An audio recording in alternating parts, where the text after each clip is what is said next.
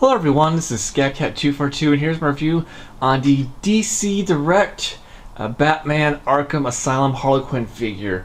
So this was a bit of an old figure which I've been wanting for a while. I've actually finally managed to pick her up at SAC Anime last weekend for a pretty okay price because over time, apparently this figure was kind of expensive for a while. I think she was like between at least maybe $50 depending on who you're getting it from, but I actually got her for a regular retail price, so I was really happy.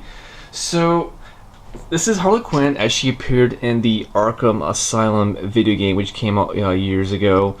She's wearing her nurse uniform, and I gotta say, it's a pretty nice figure. Now, being that it's DC Direct, the articulation is going to be limited, but actually, it's not too bad. It's really good sculpt, especially on the face. I like the detail that they went with her on her nurse uniform, and it's pretty cool. So let's get to the articulation. So the head does a complete 360. The only things though, the hair parts are not posable, so that's not a kind of a drag. No waist articulation, just kind of standard.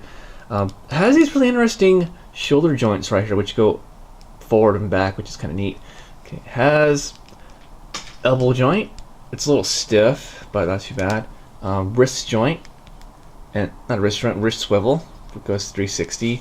There's a skirt, which is kind of this. It's kind of loose. It's not attached anyway, which I'm going to show you like right here. As you can see here, it's made of a very solid material, not solid, but very flexible rubbery material, which is kind of nice as opposed to being like a stiff plastic.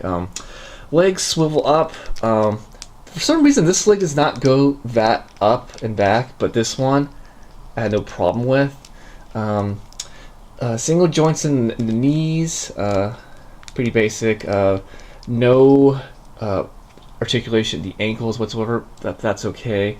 And her accessory, she has this little hypodermic gun.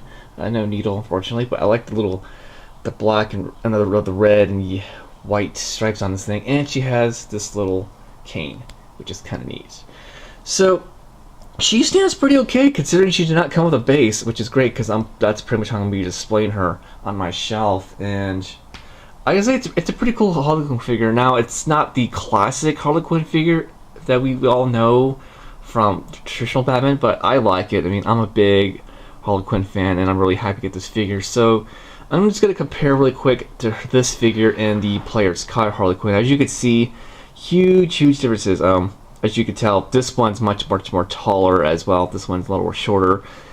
This one's more posable and probably more detailed too, but I still like this. Great figure. Both of them are great figures. If you come across this figure at a pretty decent price, I recommend getting her. She's a great addition to your Batman collection, and there you have it.